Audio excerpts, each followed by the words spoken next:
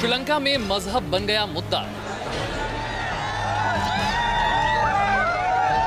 एक दूसरे के खून के प्यासे हुए लोग जंग के लिए खींच ली तलवारें। खतरे में पड़ा देश का अमन। श्रीलंका में मजहब की आग ने पूरे मुल्क को झुलसा दिया। इस कदर की अंजाम सोचकर सरकार भी कांप उठी है और उसे इमरजेंसी लगानी पड़ी। मजहब के इस पाले में एक तरफ मुसलमान हैं, दूसरी तरफ बौद्ध समुदाय के लोग, जिनके बीच टकराव इस अंजाम पर पहुंच चुका है कि अब न केवल अपनों का खून बह रहा है, बल्कि शहर की शांति को आग लगा दी गई। दंगों की इस आंच में अभी तो सिर्फ एक प्रांत झुलस रहा है और बाकियों को बचाने की कवायद शुरू कर दी गई है। आखिर क्या है इन दंगों का पूरा सच और क्यों श्रीलंका की सरकार एहतियातन इसे रोकने के लिए आपातकाल का सहारा ले रही है? क्यों मजहब के नाम पर खून बहाने का खेल चल रहा है? क्यों लगाई जा रही है नफरत की आग? ये सब बताएंगे आपको। बने रहिए न्यूज़ नेशन के साथ। तो हिंदुस्तान का पड़ोसी श्रीलंका मुल्क जो है ये नफरत की आग में झुलस रहा है। लगातार झगड़ा शुरू हुआ है बौद्ध संप्रदाय और मुसलमानों के बीच में। हालांकि इस मसले में एक बार फिर से जिक्र हो रहा है रोहिंग्या मुसलमानों का। देखिए जरा।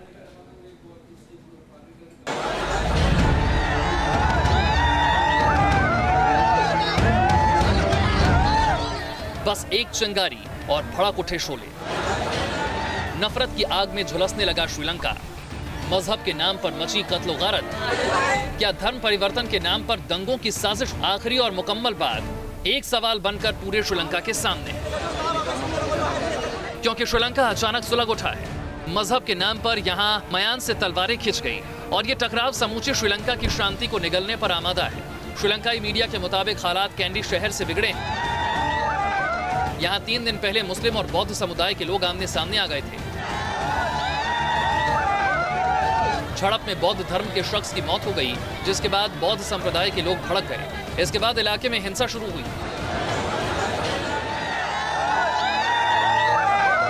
बताया जाता है कि इस दौरान कई मुस्लिम कारोबारियों की दुकानों में आग लगा दी गई। हिंसा की इन वारदातों को देखते हुए स्थानीय प्रशासन ने शहर और आसपास के इलाकों में कर्फ्यू लगा दिया है। कैंडी के स्थानीय विधायक के हवाले से मीडिया में छपी रिपोर्ट्स के मुताबिक हिंसा के दौरान अब तक 4 मस्जिद, 37 घर, 46 दुकानें और 35 वाहनों को नुकसान पहुंचाया जा चुका है। हिंसा पर काबू पाने के लिए 2 दर्जन से ज्यादा लोग गिरफ्तार किए जा चुके हैं। दरअसल श्रीलंका के कई इलाकों में मुस्लिमों और बौद्धों के बीच रिश्ते सामान्य नहीं हैं। हालांकि तनाव के इस दौर में रोहिंग्या मुसलमानों की एंट्री टर्निंग पॉइंट साबित हुई, क्योंकि माना जा रहा है कि इनकी मौजूदगी हिंसा की बड़ी वजह है। वैसे भी रोहिंग्या मुसलमानों का बौद्ध संप्रदाय से टकराव दुनिया के सामने है। म्यांमार में उनकी जंग के कई मंजर देखे जा चुके हैं। अगर इस तथ्य पर यकीन किया जाए तो कुछ ऐसे ही हालात श्रीलंका में जन्म ले चुके हैं। यही वजह है कि सरकार इसे लेकर कोई चूक नहीं करना चाहती। उसने देश भर में फैली हिंसा को देखते हुए मंगलवार को कैबिनेट मीटिंग ली। इसमें फैसला किया गया कि पूरे श्रीलंका में इमरजेंसी लगाई जाए ताकि सांप्रदायिक दंगों को रोका जा सके। सरकार फेसबुक और सोशल मीडिया पर नजर रख रही है। उन लोगों के खिलाफ सख्त कार्रवाई की जाएगी जो इनका इस्तेमाल हिंसा फैलाने के लिए कर रहे हैं। එම ප්‍රචණ්ඩකාරී ක්‍රියා සිදු කළ සිදුවීම් පිළිබඳව මා සම්පූර්ණයෙන් ඒ සිදුවීම් හෙලා දකිනවා. ඒ හෙලා දකිනවා වගේම මෙවැනි සිදුවීම් වලට මුල් වූ කුමන හෝ පාර්ශවයක පුද්ගලයන් සංවිධාන කණ්ඩායම් ඒ සියල්ලටම විරුද්ධව දැඩි ලෙස නීතිමය වශයෙන් ක්‍රියා කළ යුතු බව මා පොලිසියට උපදෙස් දී තිබෙනවා. बहरहाल श्रीलंका सरकार मुल्क के भीतर किसी और टकराव से बचना चाहती है और नफरत की इस आग को ठंडा करने में जुट गई है। पर यह आग ठंडी होगी या नहीं, ये सवाल अभी उसे लंबे समय तक परेशान करने वाला जरूर है। Team news nation. ऐसा बताया जा रहा है कि रोहिंग्या मुसलमानों की वजह से ये जो खाई है और चौड़ी होती जा रही है, विवाद बढ़ता जा रहा है। हालांकि सच भी है कि यहाँ दोनों संप्रदायों के बीच कभी रिश्ते सामान्य थे ही नहीं, बल्कि इसमें जरूरत के मुताबिक उतार चढ़ाव जारी रहा।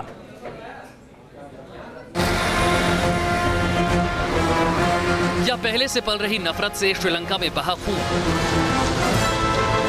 क्या अहम का टकराव बना दंगों का कारण? क्या जातीय संघर्ष ने लिखी दंगों की दास्तान? नफरत का दौर क्या श्रीलंका में पुराना है? ये ऐसे सवाल हैं जो श्रीलंका में बदस्तूर बने हुए हैं, क्योंकि कई सालों से श्रीलंका में मजहबी तनाव बरकरार है और जब तब इसे चिंगारी देकर शोलों में तब्दील कर देना आसान होता है। खासकर यहाँ के मुस्लिम और बौद्ध संप्रदाय में टकराव की आशंका सबसे ज्यादा होती है। बताया जाता है कि श्रीलंका में हुए इन दंगों में ये तनाव बेहद अहम रहा। बौद्ध समुदाय का आरोप है कि मुस्लिम संस्थाएं और इनसे जुड़े लोग जबरन धर्म परिवर्तन करवा रहे हैं। वहीं कुछ संगठन रोहिंग्या मुसलमान को शरण देने का विरोध कर रहे हैं। बौद्ध सिंहलियों का मानना है कि रोहिंग्या मुसलमानों ने म्यांमार में उनके समुदाय के लोगों पर जुल्म ढाए और परेशान किया। हालांकि सच क्या है ये तय कर पाना मुमकिन नहीं है, मगर बताया जा रहा है कि हाल के दिनों में देश में मुस्लिम विरोधी हिंसा बढ़ी है।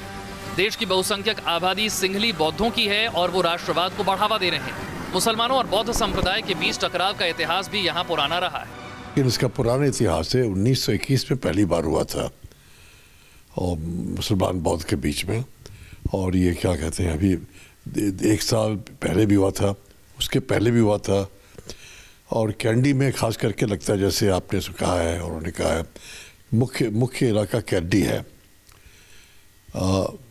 वहाँ से अगर बढ़ता जाए वह पूरब की ओर तो पूर्वी प्रोविंस जो है वहाँ का वो मुस्लिम मेजॉरिटी, तो वहाँ भी बुद्धिस्ट और मुस्लिम के बीच में हो सकता है। लेकिन अच्छा किया है श्रीलंका की सरकार ने कि इमरजेंसी की घोषणा कर दी है आपातकाल की।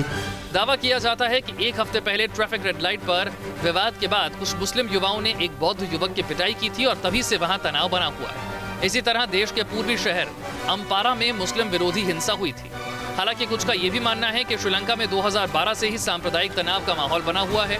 2014 में कट्टरपंथी बौद्ध गुटों ने 3 मुसलमानों की हत्या कर दी थी, जिसके बाद गौल में हिंसा भड़क उठी थी। श्रीलंका में जब से ये आपसी समुदायों में झगड़े बढ़े हैं और उन्होंने आतंकवाद को तो कम किया, LTT को उनके ऊपर जो हमले करके उनको बिल्कुल नेस्त नाबूद कर दिया श्रीलंका सरकार ने, लेकिन अंदरूनी जो उनके डिफरेंसेस हैं मुझे लगता है कि वो काफ़ी बढ़ चुके थे और वो बढ़ते चले जा रहे हैं, ख़त्म नहीं हो रहे हैं। पहले किसी समय ऐसा था कि मुस्लिम समाज और बुद्धिस्ट समाज आपस में मिल गए थे। 2009 में सेना के हाथों तमिल विद्रोहियों की हार के बाद से श्रीलंका का मुस्लिम समुदाय एक तरह से सियासत से दूर रहा है, लेकिन उस पर हमले बढ़े। बताया जाता है कि जब तक लिट्टे श्रीलंका में वजूद में रहा तब तक मुसलमानों और बौद्ध संप्रदाय के बीच टकराव की कोई नौबत नहीं आई, क्योंकि तब तक दोनों हिंदुओं को अपने लिए खतरा मानते रहे और उनसे मुकाबले के लिए साथ आते रहे। मगर लिट्टे के खत्म होते ही ये खुलकर सामने आ गए हैं। Team news nation. किस तरह से श्रीलंका के तो श्रीलंका में हो रहे दंगों पर काबू पाने के लिए कोशिशें भले ही तेज कर दी गई हों, मगर इस हिंसा ने हिंदुस्तान का सरदर्द बढ़ा दिया है, क्योंकि सामरिक तौर पर न केवल पड़ोसी होने की वजह से जातीय समीकरणों के लिहाज से भी हिंदुस्तान पर इसका असर कई तरह पड़ सकता है और इससे सावधान रहना ही होगा।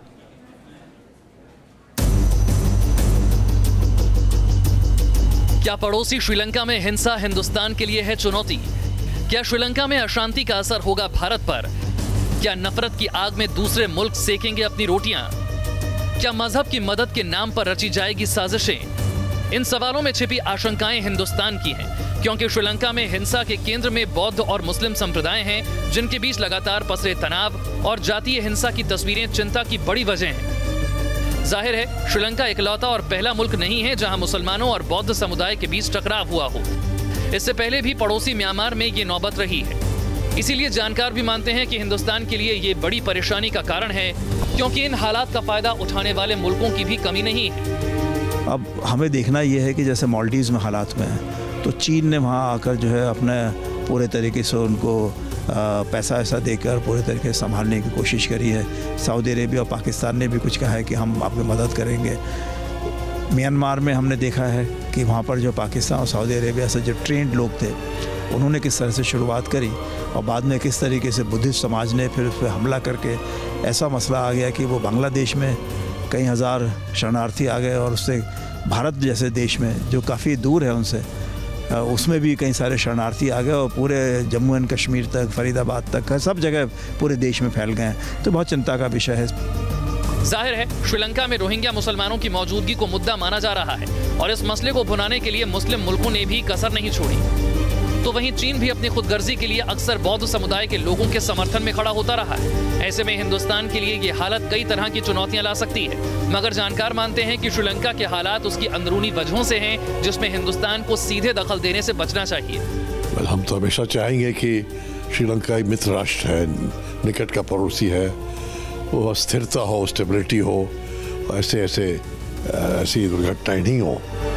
हिंदुस्तान के लिए ये बेहद अहम इसीलिए भी है कि पाकिस्तान की हरकतें और उसके मंसूबे जहां सरहद पर तनाव को कम नहीं करने दे रहे, तो चीन भी लगातार दबाव बनाने के लिए तमाम हथकंडे अपना रहा है, फिर वो समंदर के रास्ते हो या जमीन के।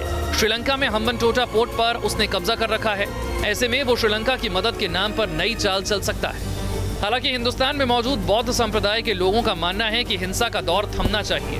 बहरहाल आपातकाल के जरिए श्रीलंका की सरकार मुल्क के भीतर छिड़ी जंग पर भले ही काबू पा ले, मगर नफरत के इस घाव को भरने का मुकम्मल इलाज करना होगा, क्योंकि इसे नासूर बनने में देर नहीं लगेगी। श्रीलंका में बिगड़ते हालात से भारत के पेशानी पर भी बल पड़ना लाजमी है, क्योंकि बिगड़ते हालात का फायदा बाहरी मुल्क उठाने के लिए आमादा नजर आ रहे हैं, जिसके चलते भारत की भी परेशानियां बढ़ सकती हैं। राकेश सावत के साथ मधुरेंद्र कुमार, न्यूज़ नेशन, दिल्ली।